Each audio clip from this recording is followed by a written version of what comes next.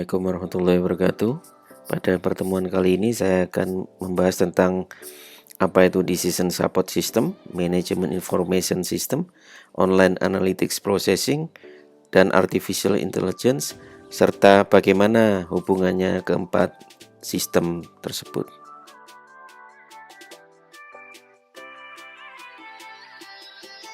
Baik, kita akan bahas tentang apa itu Decision Support System atau DSS. DSS adalah program ya, dia suatu program atau software yang didesain khusus yang digunakan untuk membantu untuk pengambilan keputusan manajemen. Keputusan dalam hal apa? Banyak. Kalau saya kelompokkan ini ada 3, yaitu penentuan, penilaian, dan tindakan. Apa yang ditentukan oleh manajemen? Banyak. Salah satunya menentukan harga jual produk misalnya, menentukan biaya produksi misalnya. Kemudian untuk penilaian, bagaimana untuk penilaian? DSS juga bisa digunakan untuk membantu penilaian terhadap apa? Kinerja perusahaan, kinerja karyawan, dan sebagainya. Dan tindakan ini DSS dapat mendukung tindakan yang akan dilakukan oleh manajemen. Contoh untuk investasi ya, investasi kan butuh data. Apakah kita bisa atau layak untuk berinvestasi? Apa kita punya uang cukup untuk berinvestasi? Dan impact-nya apa yang terjadi kalau kita melakukan investasi? Ini dapat mendukung hal-hal seperti itu DSS ini. Dan DSS tidak lepas dari data ya. DSS tidak lepas dari data. Nah, data didapat dari mana? Dari sistem informasi manajemen atau MIS. Makanya ini saling terkait antara DSS dan MIS. Kalau tidak ada data, tidak mungkin kita bisa menjalankan sistem DSS ini. Ya. Jadi DSS intinya digunakan untuk membantu manajemen dalam hal pengambilan keputusan dan memecahkan masalah. Nah, semua terprogram di sana menggunakan rumus-rumus macam semuanya taruh di DSS itu. Tinggal masukkan input, apa sih inputannya akan dihasilkan suggest atau saran bagi manajemen melalui sistem DSS ini.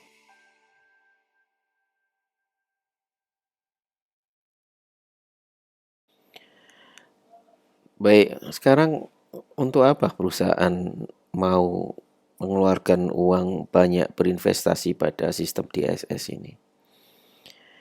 DSS ini digunakan untuk membantu sebetulnya untuk apa? Yang pertama, karena kondisi pasar yang selalu berubah.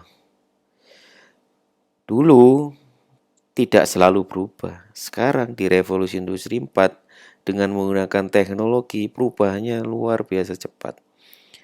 Tidak hanya dalam waktu harian, mingguan, bulanan, tapi juga dalam hitungan jam, hitungan menit, hitungan detik, pasar bisa berubah. Untuk itu, diperlukan suatu sistem yang bisa dengan cepat membantu manajemen untuk mengambil keputusan.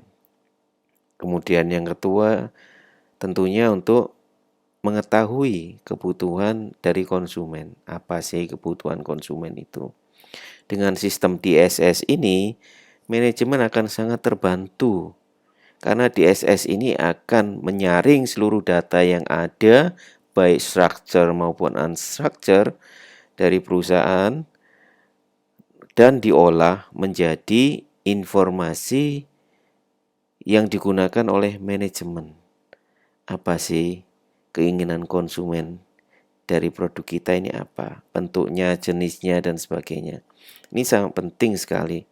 Karena tidak mungkin kita survei kebutuhan konsumen dengan cara manual. Semuanya akan menjadi lebih efisien dan efektif jika menggunakan sistem DSS ini.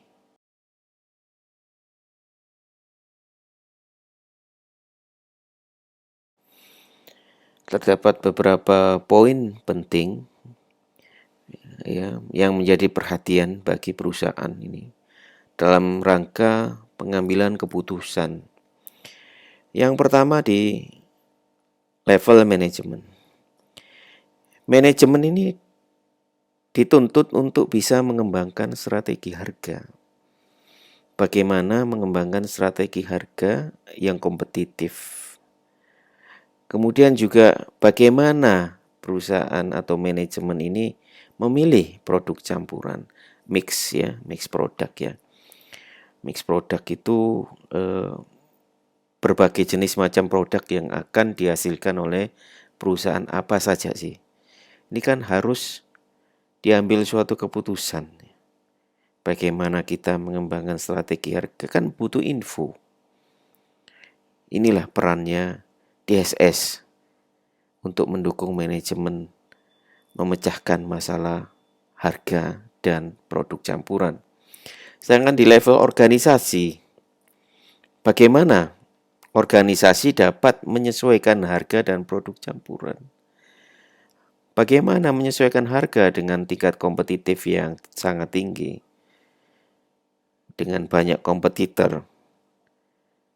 Bagaimana caranya menentukan harga yang baik sehingga tidak merugikan perusahaan. Ya ini butuh data juga. DSS lah jawabannya. Sedangkan di level teknologi, ini transaksi penjualan lumayan tinggi. Bagaimana mengelolanya? Bagaimana transaksi penjualan diproses? Ini harus difikirkan secara teknologi. Bagaimana BI software-nya, Business Intelligence software-nya nanti akan kita bahas BI. Kemudian ada tantangan bisnis, kemudian ada sistem informasi. Sistem informasinya kaitannya dengan apa? Profil harga dan profil pelanggan yang utama. Meskipun sistem informasi ini tidak hanya situ aja ya. Sistem informasi keuangan juga dibutuhkan untuk ini. Nah, kemudian tantangan bisnis pasti perusahaan tidak mungkin tidak mendapat tantangan, pasti mendapat tantangan. Apa? Ngelola data transaksi penjualan yang besar itu. Bagaimana cara kita mengelola dan memanfaatkannya untuk pengambilan keputusan. Kemudian bagaimana kita mengetahui pelanggan-pelanggan yang sensitif terhadap harga. Baik itu harga, cita rasa, dan sebagainya. Ini tantangan. Ya. Dan solusinya, di mana solusinya? Meningkatkan penjualan tentunya. Dan minimalkan persiapan dan cost. Ini tantangannya. Di poin-poin inilah dibutuhkan suatu keputusan yang cepat. Ya. Untuk itu DSS dapat digunakan untuk memecahkan berbagai masalah di organisasi.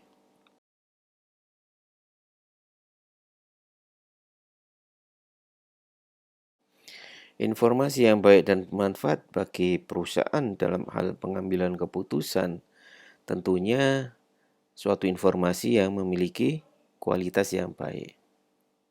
Ya. Jadi informasi itu diukur baik tidaknya itu dari apanya, dari atributnya dan karakteristiknya. Atribut ada 3 dimensi, yaitu waktu, isi, dan bentuk atau form. Apa itu waktu informasi? Harus ada informasi waktunya, kapan informasi tersebut diperoleh. Kemudian harus ada isi dari informasi tersebut. Kalau nggak ada isi, buat apa? Tidak akan bermanfaat. Kemudian yang ketiga adalah bentuknya. Dalam bentuk apa? Dalam bentuk angka-angka kah? Atau dalam bentuk teks atau narasi. Dan kemudian suatu informasi itu dikatakan memiliki kualitas yang baik apabila informasi itu yang pertama harus relevan, up to date, ya. Agar informasi tersebut bisa digunakan sebagai acuan dalam pengambilan keputusan. Ya, untuk saat ini misalnya data harus up to date. Ya, ini relevan. Kemudian yang kedua ya andal. Ya, andal ini artinya bebas dari kesalahan. Tidak ada salahnya informasi ini. Tidak ada kesalahan hitung dan sebagainya. Kesalahan ejaan dan sebagainya. Kalau misalnya teks. Kemudian harus lengkap. Ya, kalau tidak lengkap nanti akan sepotong-sepotong, tidak akan memberikan informasi yang global, yang lengkap. Ya, sulit untuk digunakan untuk pengambilan keputusan kalau nggak lengkap informasinya, sepotong-sepotong. Kemudian tepat waktu. Kalau nggak tepat waktu atau up to date yang saya jelaskan tadi, informasi tidak akan memiliki kualitas yang baik. Ya, karena pengambilan keputusan harus dilakukan secara cepat saat itu juga. Maka dibutuhkan informasi yang cepat pula. Kemudian dapat dipahami. Ya, kalau informasi nggak mudah dipahami, ya buat apa informasi tersebut? Susah dimengerti, tidak akan memberikan manfaat atau nilai value bagi perusahaan. Ya, dan kemudian yang terakhir ya dapat diverifikasi. Ya, artinya apa? Apabila ada informasi yang sama, nah ini bisa dikonfirmasi nggak informasi yang kita peroleh ini dengan sumber yang berbeda? Apakah sama? Ya, jadi itu kualitas daripada informasi yang bermanfaat bagi perusahaan.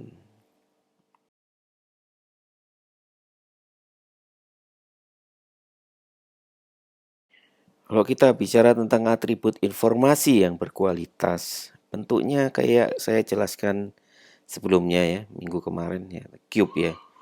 Jadi kalau data mining itu kan ada 3 ya, dikelompokkan 3.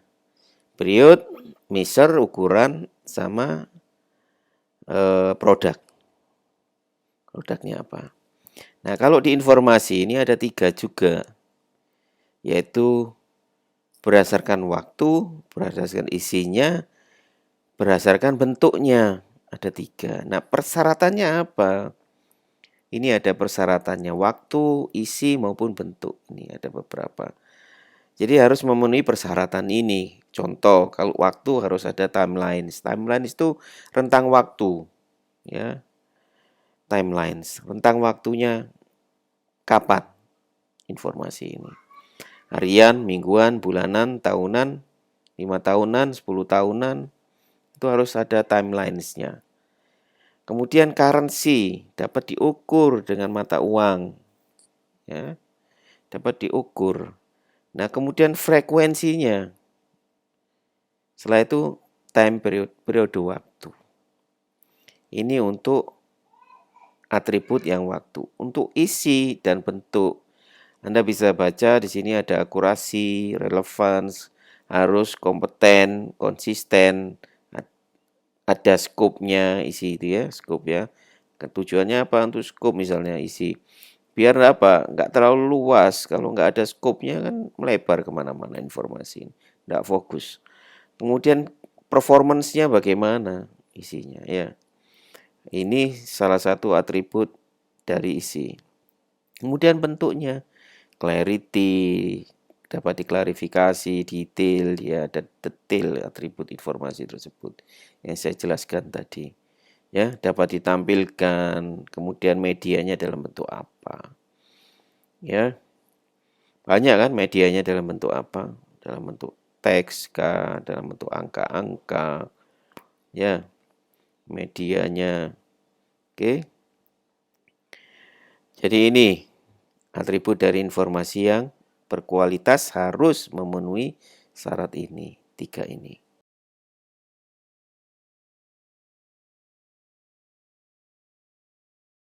Terdapat beberapa level dalam hal pengambilan keputusan dalam organisasi seperti yang Anda lihat digambarkan dalam bentuk piramida.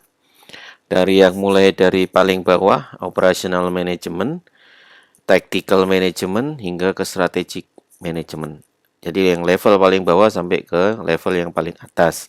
Yang di sebelah kiri Anda lihat, ini adalah struktur keputusan atau decision structure. Ada structure, ada semi-structure, ada unstructure.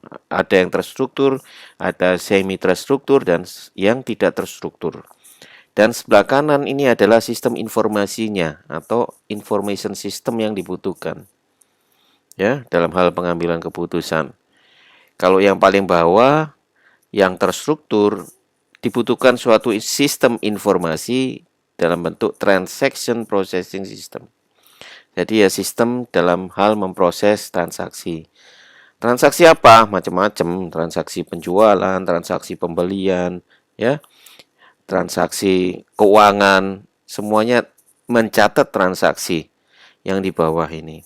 Kemudian naik ke level yang di atasnya atau tactical management. Ini membutuhkan keputusan yang semi terstruktur.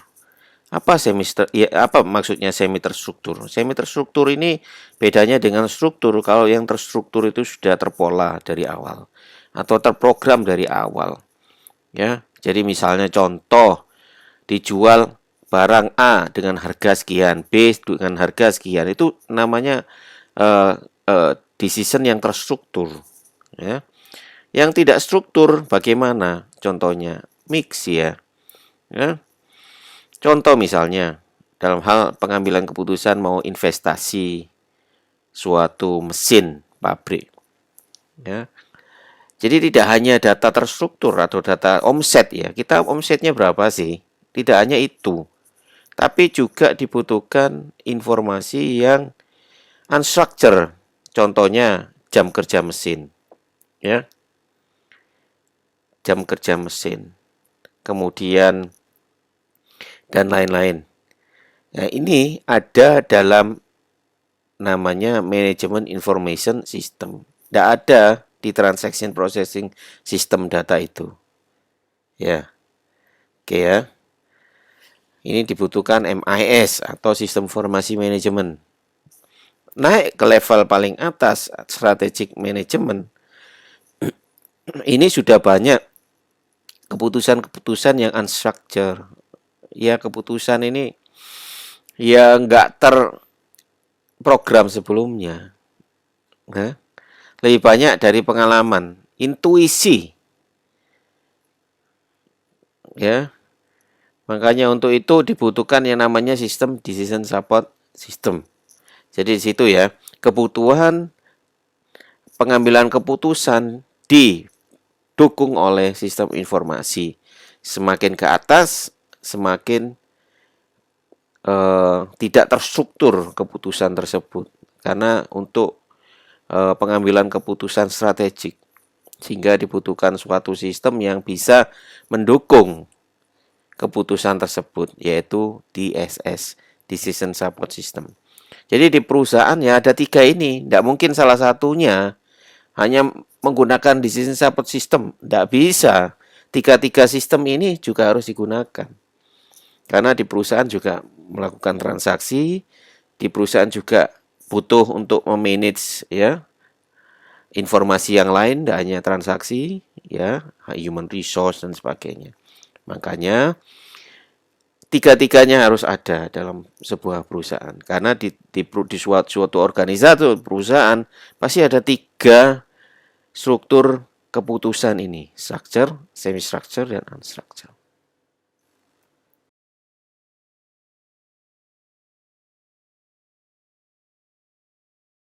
Jadi ini definisinya dari struktur keputusan ya, yang tadi saya jelaskan dalam bentuk piramida, bahwa decision structure itu ada 3, ya, mulai yang dari bawah structure, semi-structure, hingga yang paling atas unstructured.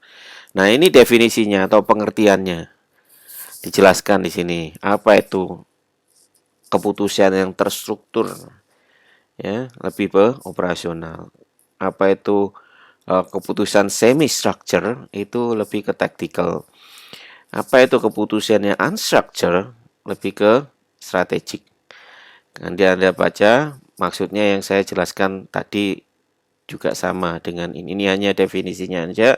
Anda baca intinya bahwa structure ini yang terpola, yang terprogram. Yang semi structure ini ada yang terstructure ya, dan ada yang analisis yang terperinci lebih terperinci lagi atau data lain selain data transaksi.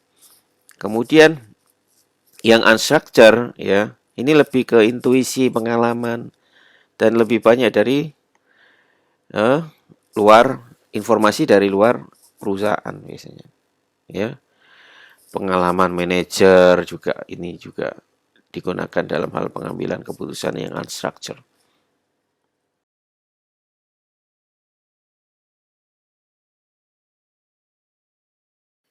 Sebelumnya saya sudah jelaskan tentang level keputusan ya, decision structure ya. Saya gambarkan dalam bentuk kerucut. Nah, sekarang saya akan jelaskan tentang bagaimana suatu keputusan itu memiliki nilai bisnis atau business value. Ini saya kasih contoh. Misalnya, Anda lihat di tabel, ini ada contoh keputusan yang diambil dan siapa yang mengambil keputusan. Kemudian berapa kali sih keputusan ini rata-rata diambil dalam setahun? Kemudian berapa nilainya dalam satu kali keputusan itu bagi perusahaan?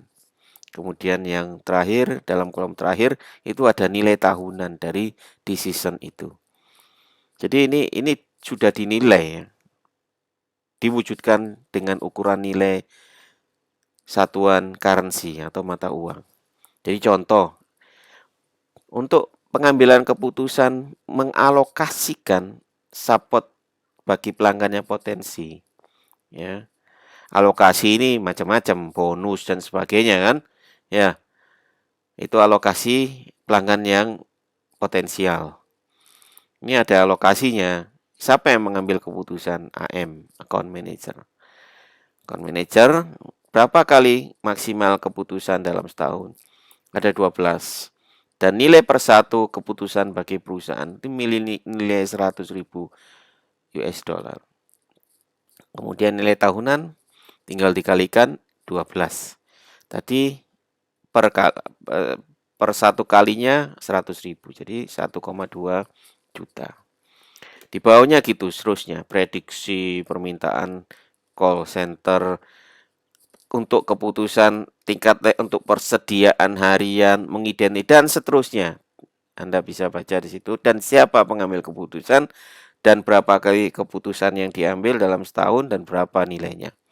Itu Anda bisa lihat di sini. Dinilai ya. Jadi ini ada nilainya untuk pengambilan keputusan itu. Cara menilainya seperti ini.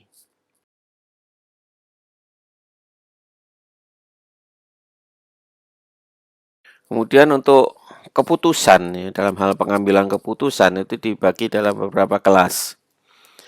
Yang masing-masing kelas itu fokus pada satu, pendukung keputusan personil. Ya. Kedua, pemodelan. Yang ketiga, pengambilan informasi, data warehousing, what if skenario, terakhir reporting. Ya. Jadi ada beberapa pendukung keputusan, decision support itu ada yang namanya data warehousing. Sudah saya jelaskan, data mining itu sama dengan data warehousing ya. Kalau hanya data warehousing itu skupnya lebih kecil dibandingkan data mining. Tapi konsepnya sama. Ya. Kemudian what if skenario, ini saya akan jelaskan what if skenario itu apa. What if skenario itu decision support yang melibatkan logik. What, apa sih yang mau diambil keputusan ini? Jika, if skenario, jika A, jika B, jika C, ya. Misalnya pengambilan keputusan dalam hal untuk investasi mesin ya, saya contohkan di depan. Mesin A atau mesin B yang mau dibeli. Ya. Jika if mesin A, what-nya itu mesin. If-nya apa? Jika A maka harganya sekian dan impact-nya kapasitas produksi akan menjadi sekian, peningkatan penjualannya akan sekian. Itu what if skenario. Salah satu contoh dan masih banyak lagi what if skenario. Ya. Itu mendukung itu gitu. Jadi sistem itu mendukung itu. What if skenario. Ya. Kemudian reporting. Mendukung apa? Untuk pengambilan keputusan, menghasilkan apa? Report. Nah, aplikasi dibagi beberapa kelas aplikasinya. Ada yang aplikasi pendukung keputusan personil ya, tentang apa? Human resource dan sebagainya ya. Tentang gaji harus dibayar berapa, kalau kenaikan gaji sekian ini insentifnya berapa, ya. Berapa yang harus dibayar. Ini pendukung keputusan tentang personil. Kemudian permodelan. Permodelan tuh ya banyak ya permodelan itu. Pemodelan dalam hal pengambilan keputusan dan sebagainya ya. Ini ada aplikasinya. Membuat suatu model. Ya. Biasanya ini yang agak kompleks ini diproduksi ya. Kemudian pengambilan informasi. Jadi bagaimana aplikasi itu mengambil informasi yang sudah ada. Bisa menggunakan OLAP ya, saya jelaskan. Kemudian data warehousing sudah saya jelaskan tadi, what if skenario dan reporting. Ya, ini tren pendukung keputusan yang dibagi beberapa kelas.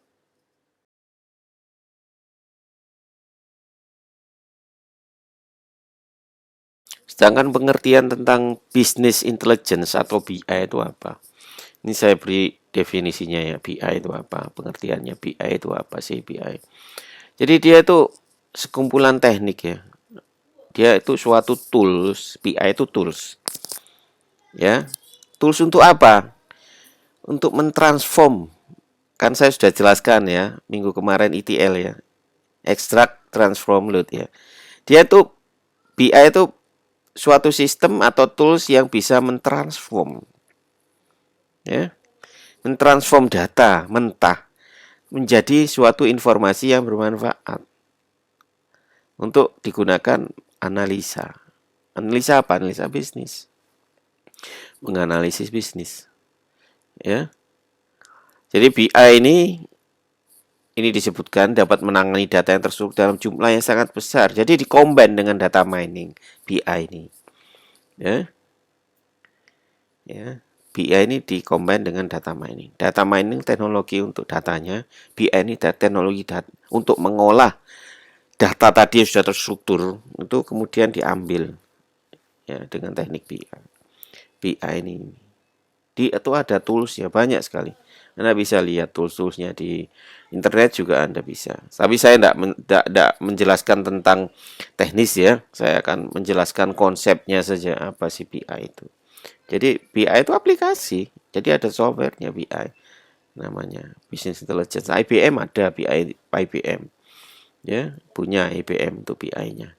Jadi dengan aplikasi BI itu dia bisa ngambil data yang sudah diolah oleh teknik data mining menjadi suatu data yang bermanfaat untuk bisa dianalisis. Ya.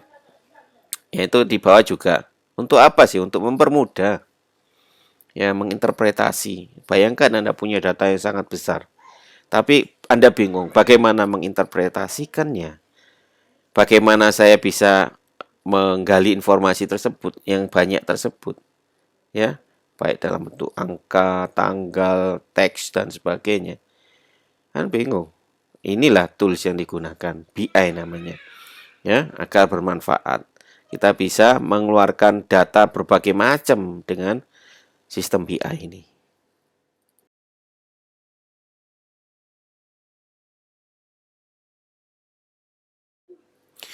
Mengapa BI sangat penting ya? Karena hasil akhir yang dibutuhkan kan analisis ya dari data yang Anda kolek. Baik yang data Anda kolek dari MIS, Management Information System, baik yang data yang Anda olah menggunakan di DSS, ya, Anda olah dengan Knowledge Management System, Online Analytic Processing dan data mining, ya. Semuanya ini menjadi yang namanya BI ini, ya. Jadi whole sistem yang ada di perusahaan itu yang digunakan untuk mengambil seluruh data yang ada di perusahaan, baik yang ada yang sudah diproses melalui MIS, DSS, knowledge management, online analytic processing hingga data mining, itu dinamakan business intelligence. Ya, jadi mengcombine seluruh data yang ada digunakan untuk analisis. Ya, oke. Itu ya, BI ya. Nah, paham.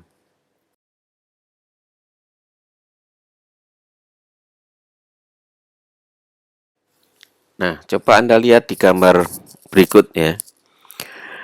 Anda lihat bagaimana sih proses dari DSS itu ya. Pengambilan data mulai dari yang paling bawah ini kan namanya database tuh ya, yang bulat-bulat tuh ya.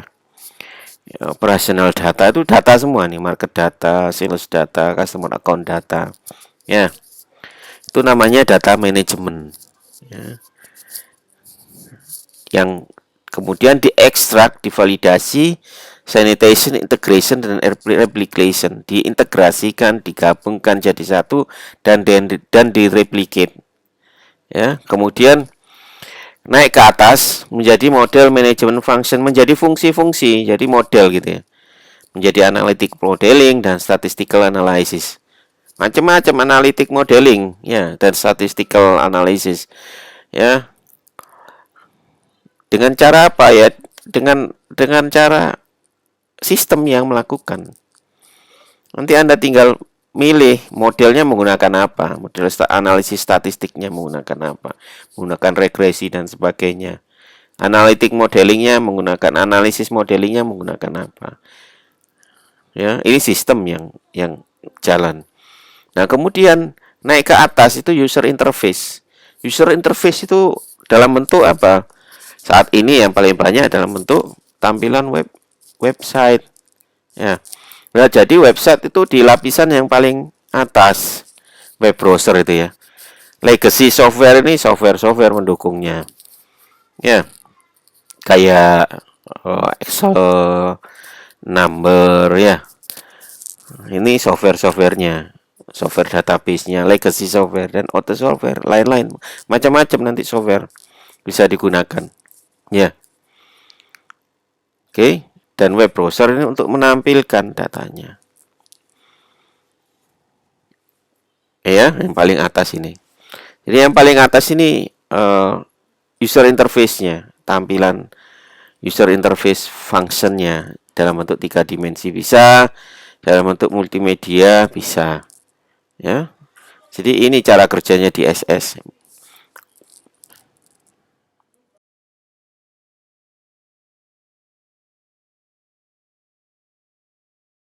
Tadi di atas sudah sempat saya singgung apa itu MIS ya, atau Management Information System, bagian dari sistem informasi atau information system di perusahaan yang ada di level middle ya, yang di tactical management ya, yang di kelompok piramida level pengambilan keputusan. Definisinya ini MIS ya. Sistemnya integrated, emang integrasikan seluruh sistemnya. Untuk apa? Kegiatan operasional. Operasional apa? Ya mulai dari penjualan hingga distribusi. Ini MAS. Contohnya apa? Program PO, purchasing order, ya. Kemudian program apa? Stok, itu ya macam-macam. Ini di MAS. Program HRD, program keuangan dan akuntansi, ini semua MAS ya. Ini MAS. Jadi Anda sudah bisa membayangkan ya, mana itu DSS, mana itu MAS, mana itu BI dan sebagainya. Dan apa hubungannya dan bagaimana hubungannya MAS dengan sistem yang lain. Oke ya. Ini saya ambilkan dari O'Brien.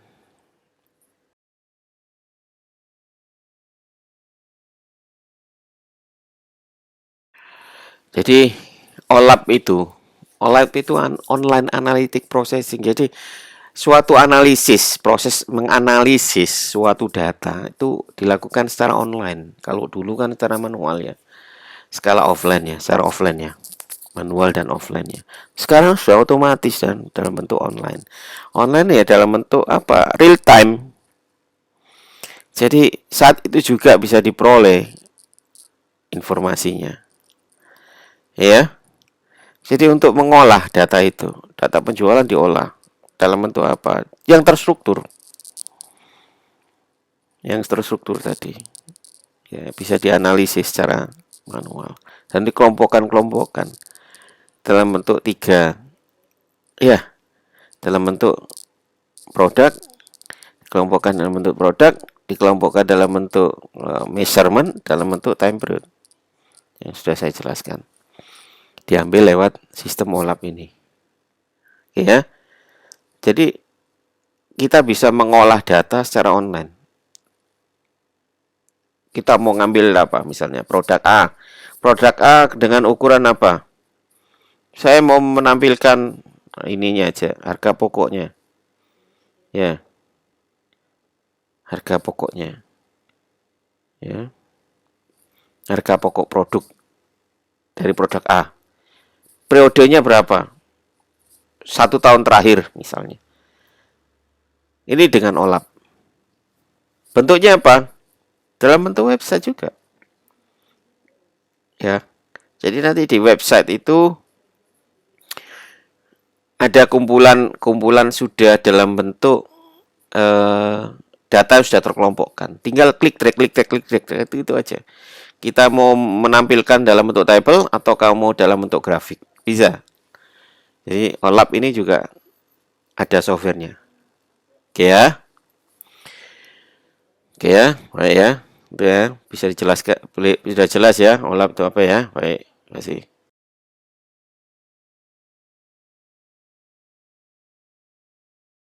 Bagaimana cara kerja OLAP? Ada 3. Pertama consolidation, yang kedua drill down, yang ketiga slicing and dicing. Ya.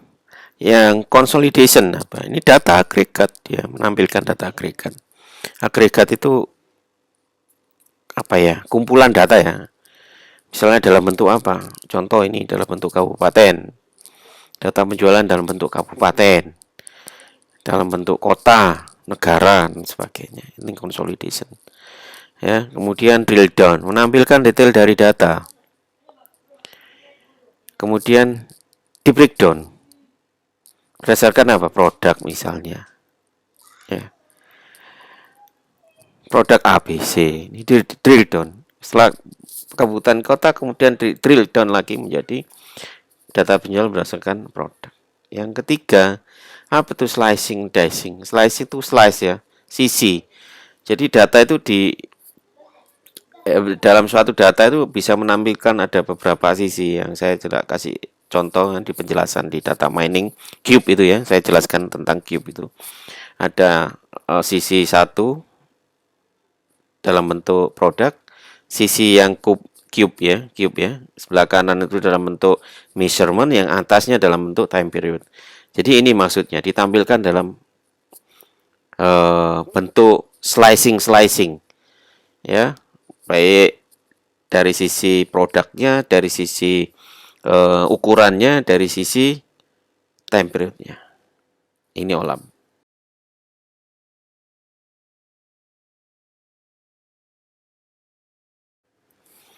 Selanjutnya saya akan menjelaskan tentang AI atau Artificial Intelligence ya. Apa itu AI? Sebetulnya AI ini sudah kita pakai ya. Tanpa kita sadari kita sudah sering pakai AI. Bagi Anda yang menggunakan Android, pasti familiar dengan yang namanya Google Assistant. Bagi yang menggunakan iPhone, ya produknya Apple, pasti familiar dengan yang namanya Siri. Ya, jadi itulah program AI. AI itu kecerdasan buatan. Jadi suatu program yang dibuat ya, yang cerdasnya mirip dengan manusia. Ini AI. Dia bisa menganalisis dan bisa berpikir seperti manusia.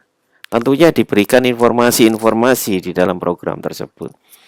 Ya, misalnya Siri, banyak informasi yang ditaruh di Siri itu. Jadi program ini bisa menjawab berbagai macam hal tentang Apple. Coba Anda praktekkan. Coba Anda pakai Google Assistant. Anda tanya macam-macam di situ. Ya, nanti akan dijawab sama Google Assistant. Anda mau tanya misalnya, saya mau makan nasi goreng sekitar wilayah sini. Dia akan nyarikan. Canggih kan? Begitu. Dia akan carikan. Dia akan cari. Dia asal online ya. Asal Anda dalam kondisi online, tidak offline. Online itu dalam arti Anda terkoneksi dengan internet. Dia akan nyari, dia akan browsing lewat apa? Internet. Dia akan cari sekeliling ini ada nggak data tentang nasi goreng. Kalau ada dia akan tampilkan. Itulah kecerdasan buatan. Nah, AI ini banyak digunakan di dunia industri. Robotik untuk produksi menggunakan robot. Ya, ini menggunakan AI. Kalau tidak menggunakan AI nggak bisa dia. Susah. Bagaimana dia bisa tahu bahwa untuk ngelas pintu ini harus sekian milimeter. Ya, untuk mau ngelas kap mesin dia harus sekian milimeter. Kan dia harus cerdas. Dia harus tahu ini pintu, ini kap mobil, ini atapnya. Ya, ini samping mobil, bodinya. Kan harus cerdas, harus tahu. Makanya ditanam suatu program yang namanya AI itu. Anda mungkin juga tahu apa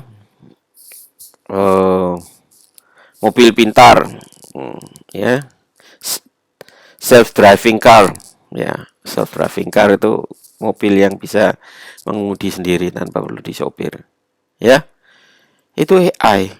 Nah, definisinya ini yang saya ambilkan dari Kaplan, ya, Kaplan ini 2019, ya, tidak, dia akan menafsirkan data itu. Contoh yang tadi saya tunjukkan, yang saya kasih contoh nasi goreng itu, ini data eksternal kan, dia kan nyari ada yang namanya nasi goreng nggak? Oh ada, dia akan tampilkan. Nah itu tersimpan nanti sama sistemnya dia. Nah, Google itu termasuk, Google Search itu termasuk menggunakan juga AI juga ditanamkan di situ. Google pakai AI untuk browsernya, ya, untuk pencarian. Bagaimana dia bisa mencari data sekian banyak dalam sekian detik? Ya, itu ya. Itu AI, pengertiannya ini, definisinya ini. Oke. Nanti slide berikutnya saya akan mencontohkan produk-produk AI ini apa aja.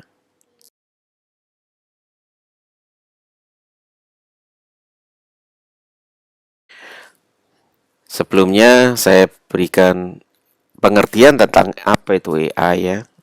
Saya berikan contoh sedikit. Nah, ini ada beberapa contoh aplikasi AI yang bisa Anda lihat di sini. Dari mulai Siri yang saya sudah kasih contoh sebelumnya. Ada yang Google Assistant ya. Kemudian dari Google, Alexa, kalau Anda tahu Alexa dari Amazon, dia kayak speaker, tapi smart ini, smart device ini. Anda taruh di dalam rumah, dia suruh apa aja dia akan bisa. Tolong putar musik lagu apa, dia akan memutarkan lagu apa, dia akan mutarkan. Ya, carikan saya nasi goreng kayak tadi, bisa Alexa itu juga. Di sekitar sini, Alexa bisa, dia akan browsing lewat internet dan dia akan menjawab. Ini dari Amazon. Kemudian ada humanoid. Humanoid jadi robot ya seperti manusia. Ya, ditanam AI di situ. Dia bisa melakukan percakapan layaknya seperti manusia dengan kita. Ya. Ya tentunya nanti di difokuskan kan ya, misalnya ditanamkan di humanoid ini untuk robotik untuk melayani penjualan misalnya. Ya. Dia akan ditanamkan AI tentang produk-produk. yang dijual, harganya berapa, kelebihannya dan sebagainya. Nanti pada saat berkomunikasi dengan customer dia akan menjawab semua pertanyaan customer tentang produk. Ya, ini yang humanoid. Jadi seperti kayak manusia ini, lihat gambarnya itu ya. End to end book flow Gojek. Gojek juga pakai AI. Kalau Anda lihat. Saya jangan dipikir Gojek, Grab itu enggak pakai AI, pakai AI. Bagaimana dia bisa menghitung jarak? Bagaimana dia bisa ngerut rute? Ya? Bagaimana dia bisa menentukan harga? Bagaimana dia bisa menentukan komisi? Bagaimana dia bisa menentukan driver yang paling dekat dengan customer? Semuanya pakai AI. Kalau nggak pakai AI, nggak mungkin bisa. Ya. Jadi dalam bentuk program artificial intelligence. Oke. Kemudian self-driving car, mobil yang mengemudi sendiri. Ya. Itu ditanamkan di situ AI. Dia akan melihat sekelilingnya. Makanya mesti ada kamera itu di sekeliling. Jadi kamera 360 derajat ditanamkan di situ, di mobil itu, di atasnya biasanya. Yang prototipenya sekarang. Jadi dia bisa melihat sekeliling. Depan itu jarak mobil berapa. Diukur sama dia. Jarak sekian rem harus otomatis rem ya. Nggak boleh lebih jauh dari sini, dari sekian meter. Itu pakai AI. Kemudian robotik sudah saya kasihkan contoh di slide sebelumnya untuk produksi yang ngelas tuh ya.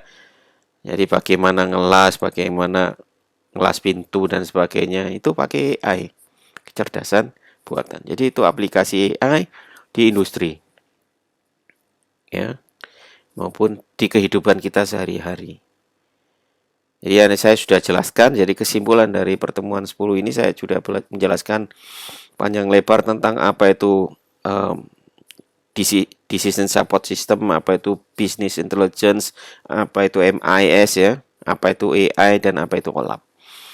Ya, untuk contoh-contohnya Anda bisa lihat aplikasinya ya, softwarenya, bagaimana salah satu sistem ini berjalan. Anda bisa lihat di YouTube, banyak sekali. Jadi kalau Anda interest terhadap sistem, silakan Anda buka di YouTube untuk lebih mendalami, atau silakan Anda tanya ke saya ya, Anda bisa hubungi saya. Baik, terima kasih. Assalamualaikum warahmatullahi wabarakatuh.